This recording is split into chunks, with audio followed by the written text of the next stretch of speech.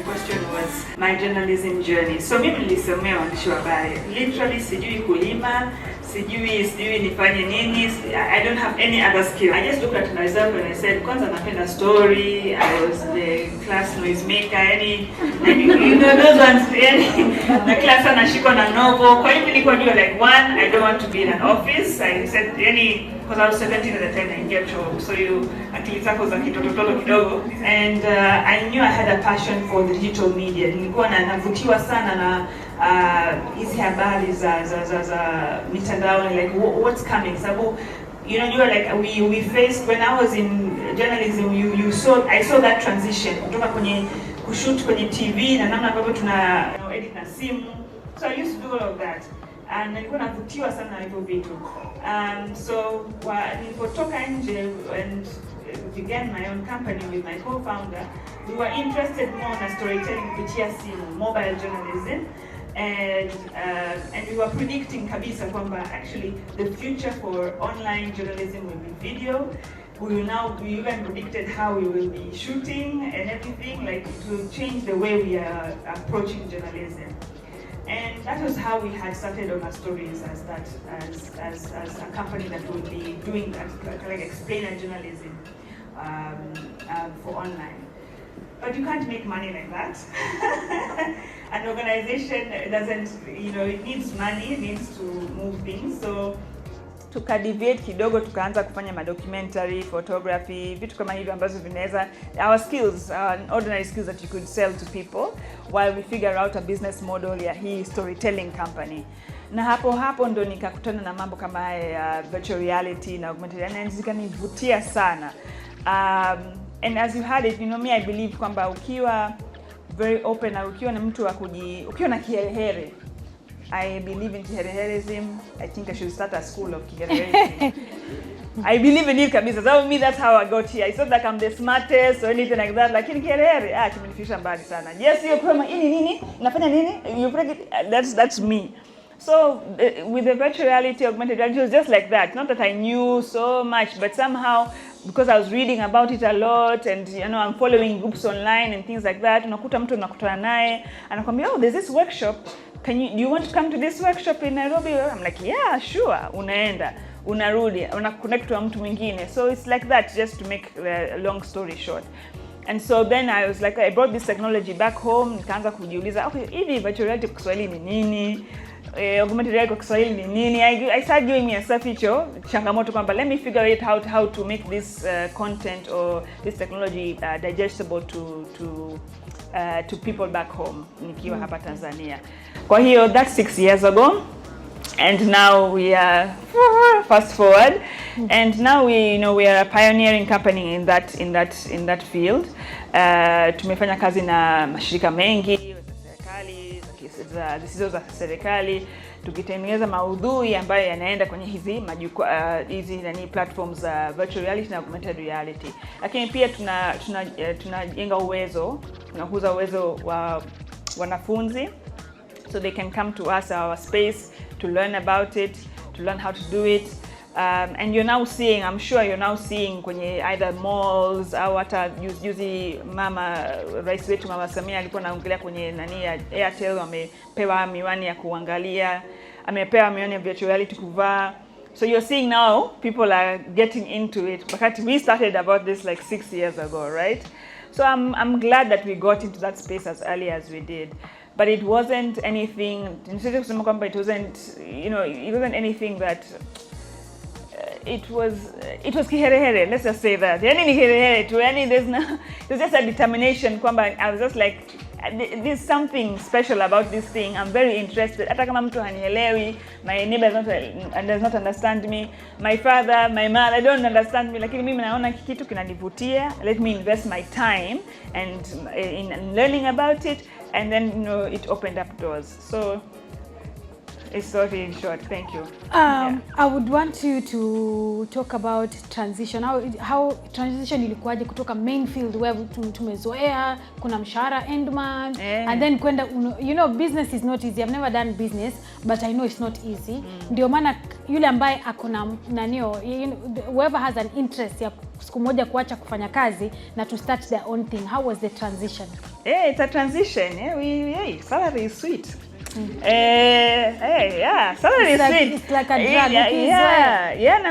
It's nice. It's very nice. Like I miss that life. But now we're here and I can't go back. Kwa kweli ni jambo ambalo lazima ujiandae. And I don't think everybody is meant for it. Entrepreneurship sio ya kila mtu. Na shanga kila mtu anasema tufanye jiajiri. So it's not this. It's not that kwamba like now sometimes like I can afford now 6 years or 7 years down the line kwamba niko hapa na ofisini vitu mambo yanaendelea. But before the office was me. Where the Bible says where 2 or 3 are gathered, where me and my laptop are gathered, there was Honor Story. So, so that's how I started. It was just me and my laptop and a kahawa somewhere in a cafe. Unielewa? Lakini hiyo transition ilikuwa almost a year before I quit or I resigned. I had made the decision in my mind kwamba I have to leave this space. Na nakumbuka kabisa nikajiwekea target kwamba it comes to April next year. My birthday is in April. So if I come to April next year, I must not be here. Right? So what must I do? So mimi ni firstborn. Wameshazoea kwamba end month mama kidogo mwanangu siri nini nimeona hii hotpot naomba nitumie siri nini wameshazoea hivyo. I have siblings wameshanizoea, right? So there's no one to it had to be me. And I remember one friend of mine, when I was making the decision, I was very frustrated one day and I was calling her and she told me, she's like, okay Tula, right now you are like on a cliff. Yeah? You're in a nest, uko kwenye kiota, whatever. So now you want to jump. Sasa, you want to jump over the cliff. Now, it's like a bird. You can either fly or you can fall and break your leg. The question is, are you ready to break your leg? So you'd rather fly? Yeah. So it's like, so I'd rather, like, are you ready even if you were to fly and to jump and you broke your leg, would you have rather that than to stay in the nest? Yeah. Nielewa? Kasema, yeah, I'm ready. Kwa hiyo she's like, okay, but don't borrow money from me. So she was, it helped me, nilibidi nijiandae kwanza kisaikolojia, lakini pili hata kifedha. So kifedha kivipi? For a whole year nilijiandaa kwamba like, okay, my lifestyle has to change, right? I remember I lived actually somewhere around here, Victoria and stuff. So nibidi wache your nice apartment in Victoria where you're just walking to work, etc. You go somewhere very far, mbali, yeah, where you have boda, then a daladala, then a boda, then you come to work here. So cheap living.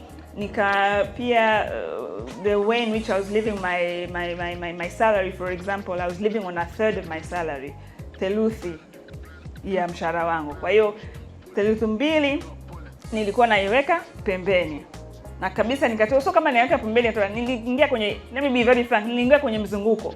Unajua hizo mizunguko sio kama mnajua, not everybody, yani mkiwa kwenye kikundi alafu mnakusanya hela kila mwezi and then someone is given, right?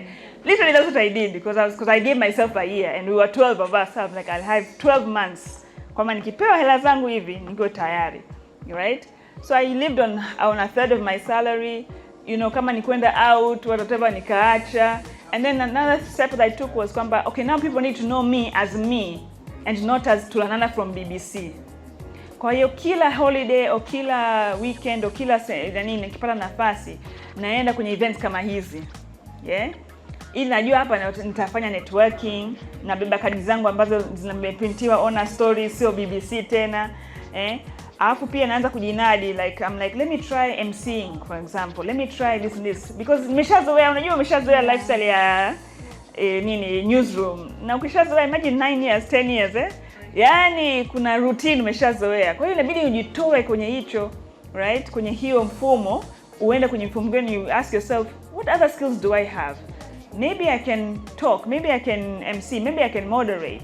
So I was doing that. And then another thing was also, I was telling people, the people that I trusted, actually I'm interested in consulting and things like that. Nibidi nijifunze these other skills. So I was able to set up, to meet people who are in communications consultancy, alafu ndo anajua okay fine, okay next time I'll think of you when we have a kazi plan hivi. So by the time I'm leaving, actually I already have I had a 9-month consultancy, communications consultancy.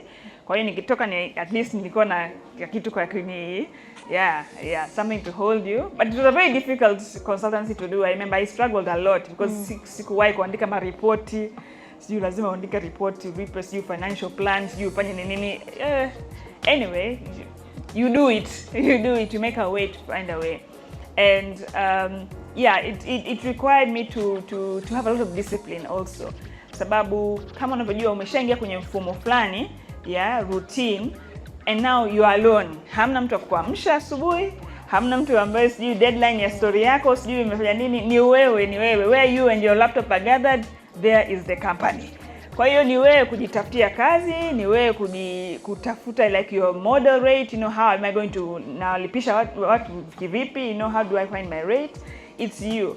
So I realized, I think by the first month kwamba actually this thing kulala paka saa 5 na nasema kwamba nafanya biashara yangu really doesn't nani. So I had to find a routine kwamba I'm like okay, I wake up in the morning, I pray, I have to work out, then I go out there ili niweze kujisimamia mwenyewe. So that the first thing about being a leader is that you have to lead yourself. You're your first person that you have to master. So that's kind of how I was able to transition. You as a journalist who is in a very senior media house in this country, how are you using the internet? Na unawezaje kuadvise hawa kina binti? Thank you. I'm very humbled and thankful to be here. Na nimefurahi kuwaona wote hapa. Nashukuru. Swali umeuliza ni nawezaje kutumia mitandao ya kijamii. Mimi nilikuwa mwanzoni nadhani nilikuwa miongoni mwa watu ambao hawakutaka kabisa kutumia mitandao ya kijamii. I think tofauti na vijana wengi. Nilikuwa mzito sana. Sijui uoga ulikuwa ni nini, lakini mpaka nilipokuwa nafanya kazi, just in summary, nafanya kipindi cha asubuhi morning breakfast show ambayo inaanza, it's actually a 4 hours a live TV show, very demanding, news and current affairs. You have to be updated in vitu tofauti, business, afya, politics, everything, and you just have to grab every bit of it.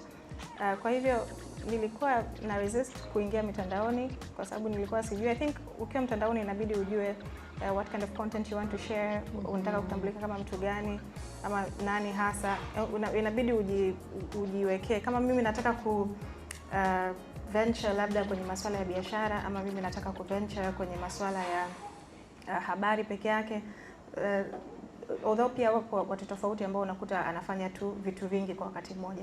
Kwa hivyo nadhani nilikuwa najipa muda kutambua nini ambacho nataka nifanye na nini ambacho pia ningependa kushare kwa watu tofauti. Wenzangu ambao nilikuwa nafanya nao kazi walikuwa sijui ni kusimanga kwamba wewe, kwa sababu account yangu ilikuwa private. So kwa nini uko private mpaka sasa hivi? Nini? Kwa hivyo nadhani hiyo ilinisukuma pia kuharakisha mchakato wangu kichwani. Nasemaga kuna kuwaga na halmashauri ya kichwa, unaji advise nini cha kufanya, nini cha kuzungumza. Kwa hivyo nikafanya uamuzi na ningependelea zaidi kwenye mitandao kufanya kuhusiana na kazi ambazo nazifanya na kutambulika kwa namna hiyo. Nadhani hiyo ndio ilikuwa nafasi ya kwanza. Kwa hivyo kama ushauri, pale ambapo una mtandao wako wa kijamii kwa namna yote ile, ni vyema kutambua ni kitu gani ambacho ungependa kutambulika, kama ni kazi yako, kama ni passion, hobbies. Kuna wengine wanapenda michezo, kuna wengine wanapenda mazoezi, kuna wengine, as my dada scholar hapa najua kuna wengine wanapenda stories kama dada yangu pia Tula.